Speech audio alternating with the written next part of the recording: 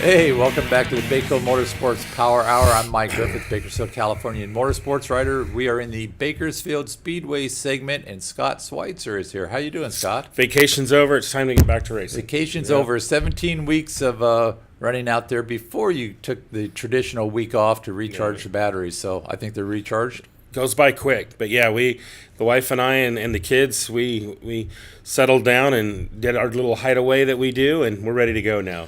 Except we got kind of caught off because 4th of July's in midweek, so we lost a couple of more days. So now, we only got a few days to get ready here. So that slide from your fireworks show back on the 24th there that Tom Mock took. So little post 4th of July slide there. But there was some news broke while you were on vacation, USAC, that the midget race on November 19th at Bakersfield Speedway will now carry national points.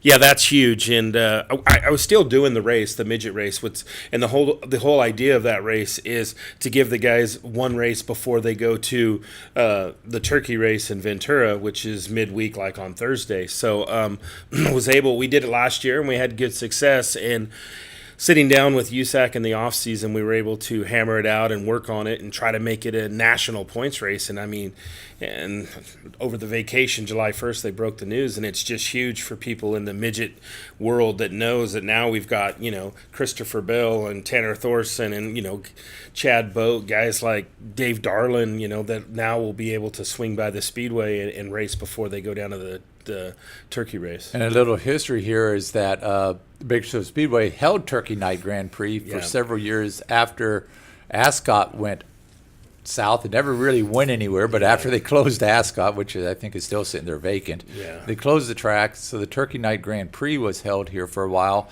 And then I think there was a national midget race for a few years, and then it just kind of went away post-Turkey Night races here. There was a national midget race held prior to Turkey Night, and so you kind of decided to try to bring that format back. Yeah.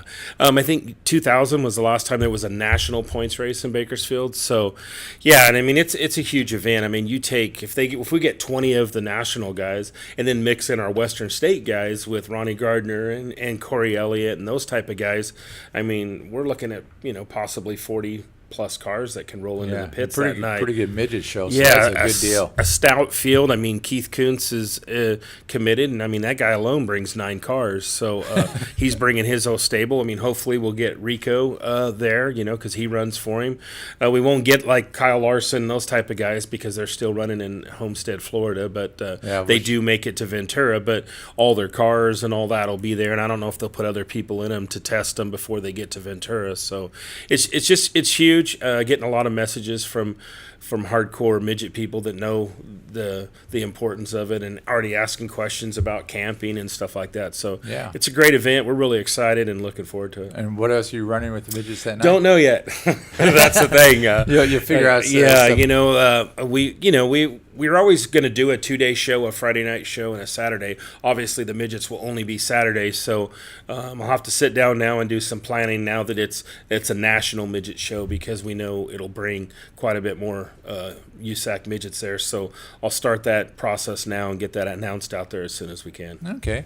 So you got that. You had your 17 straight weeks. You had your week off for recharging the batteries, and now we're coming back with the IMCA Modifieds. Hobby stocks, which is my typos for hobby stocks. I was going to say, is that a new division? Yeah, hobbyist stocks. Okay. Mod lights, mini stocks, mini dwarfs, and dollar hot dog night. Hey, from 5 to 7, come on out and get a $1 hot dog. So we've always been wanting to do it. Is it limited one per person? I don't know yet. I'm not in charge of the concession department. But I do know it's from 5 to 7. But come out there and get $1 hot dogs while you can. From 5 to 7. Yeah. So get in line, get them before 7. Yeah, it's a promotion that a lot of racetracks do back east. And when we were in Reno talking to some other people, we decided to do it. So we're going to see how it works, see what it's like. Well, it's not a bad thing. And got the IMCA Modifieds. And of the IMCA Modifieds, we can show this first slide here, Chris. We've got Brad Pounds, points leader. And I can read this. 309 points, leading Robbie Sawyer with 303. Interesting, both have 2 wins. And the thing is that Robbie missed a race. Yeah, Robbie told me at the beginning of the year that he was following that All-Star Modified Tour deal, so he would be missing some races, and I think he said 2 throughout the whole year. But anyway, yeah, it's interesting to see him sitting in second place and missing a race. Yeah, you could come back from missing one race and be in second place. You miss a second race, you're falling down. You're not the way back. the point structures fall out for IMCA, it would be tough. But you look at that, Robbie Sawyer, and then in third place, I did a feature on him a couple of weeks ago. Scott Pounds hasn't got a win, but the consistency there to be third in points, followed by Ethan Dotson, who's got 4 wins. Does he have 4 wins? Yeah, 4 wins. And then Cody Laney, who has 1 victory.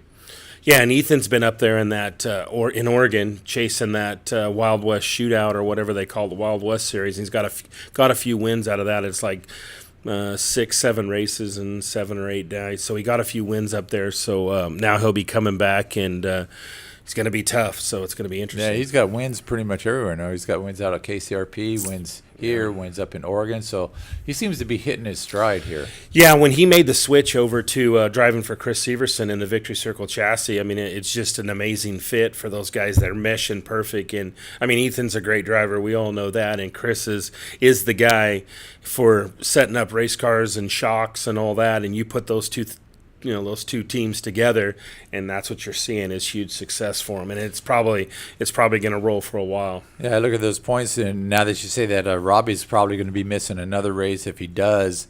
Brad would have to stumble coming down the stretch then. Yeah. And being in the car he's in, that's likely not to happen. Yeah, driving for Henderson, he's got great equipment under him, and we know what Brad is. I mean, he's the best of the best. So Brad will just put it on cruise control and get some wins and get some great top 3 finishes, and probably just walk away with the championship. All those things that you don't know though can be a flat tire or get caught up in somebody else's mess, and all of a sudden on a night with 16, 18 cars, you finish 16th. Yeah.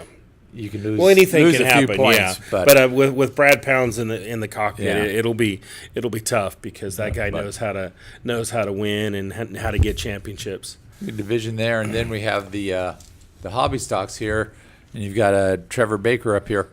1 win this year. We have 3, 4, 5, 6, 7, 8 winners in the hobby stocks so far this year. Only 2 drivers with a pair of wins. Chris Settlemeyer, he just got his 2nd win. And then I think Carl Noland has 2 wins. But eight wins out of, 8 different drivers in 10 races, which I think is typical and has been for years and years now in the hobby stock division. Yeah, it's a pretty balanced field. But what's cool about Trevor is he's a rookie. This is his first year moving up from the American stocks up to the hobby stocks. And, I mean, right at it from the first race, he's been a player. I mean, he's been up front running strong. He's got a crate motor in that hobby, which was, kind of new to the division, and nobody really took that chance. And, I mean, Trevor's doing a great job. Yeah, it seems obviously a pretty good power to weight ratio, and the fact that he's finishing races in the top 5. He's just points racing him to death right now. I think he's about 25, 30 points up on Chris Settlemeyer, who he had a couple problems earlier on, but I think he's won 2 in a row now. Yeah, he did, and he got the Richie McGowan Memorial 32, so that was a great win for him. And yeah, Chris is always fast. Being up there in points, he's got to start deep in the field and getting through traffic and all that. But he'll be a player as well. But it's going to be interesting to see how this hobby division shakes down for the second half of the season. Yeah, because there's a lot of guys here. I look at the sheet. There's a lot of people here that can still get wins. Donnie Mead hasn't got a win all year. Marcus Wonkum hasn't got a win. There's guys out here still adds to some more winners in that division. And Donnie Mead's fast every weekend, and he usually, gets caught up in something and something, an unfortunate situation. So it wouldn't surprise me if we see that 99 car in victory lane before the end of the year.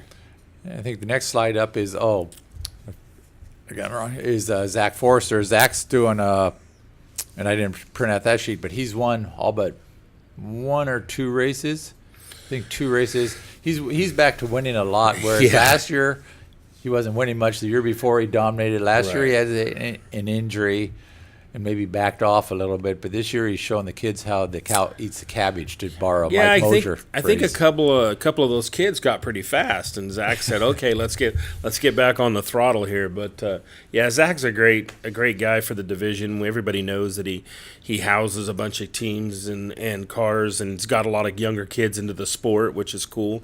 Moved them up from the mini dwarfs into these cars. Right. So yeah, I couldn't be more thankful for Zach and what he does for this program, and it's growing. I mean, every time these cars roll out, we get another one here, another one there, and I mean, we're up to 15, 16 of those the little mod lights now, and they put on a great show. I know that Jerry Flippo has a win this year. Anthony Balcazar is still looking to break into the winner's circle. He keeps knocking on And the he's door. amazingly fast too. Anthony's he's a tough runner. So and Caden Cochran, another mini dwarf Right. guy that moved up, and the kid is extremely fast. That's what you see a lot of former mini dwarf drivers in that class, and that's through Zach's tutelage that basically gets him in there. Yeah, he was able to get these cars and make deals with them and put these kids in them and help them work on them. They're learning the cars, learning how to work on them and set them up and stuff like that. So, and it's showing with now all these younger kids that are getting faster and faster. And he's like, wow, before I was just showing him the ropes, and now he's having to battle them hard to beat them. Yeah. So, You've got that. You've got mini stocks running this weekend as well. And Misty Warren, 1, 2, 3 car on top of that. Lonnie Spiller last year, a female driver, dominated. Misty's not dominating this year. She's she does have one win. Lonnie's got 4. Consistency again. Yeah. She's always there. She had a problem one night, had to borrow a car. she's had to do that 2 times now, I think, and that's what I was going to say with Missy. I think she'd have a bigger points lead if she wasn't fighting the gremlins in the 1, 2, 3 car, but fortunate enough, and Misty's a nice gal and friends with a lot of people. When her car does go down, there's people that offer her cars, but with that scenario, then she has to start in the very back tail of the field, and she's able to work her way up and still salvage good finishes, and through that adversity, she's sitting on top of the points. Yeah, and once again, you got 2 women out there leading the points in a field that's had, sometimes over 20 cars. Yeah, the mini stocks is one of those divisions I was wondering, man, are we killing them off because these are little 4-cylinder cars, and then lo and behold, you open the gate on a Saturday night and you get 20 plus of them rolling through. So we got a lot of support from the northern cars that are coming from the Porterville area, so it's nice. And that's a good deal. And then you've got the mini dwarfs back this weekend, correct? Yep, mini dwarfs are back in action.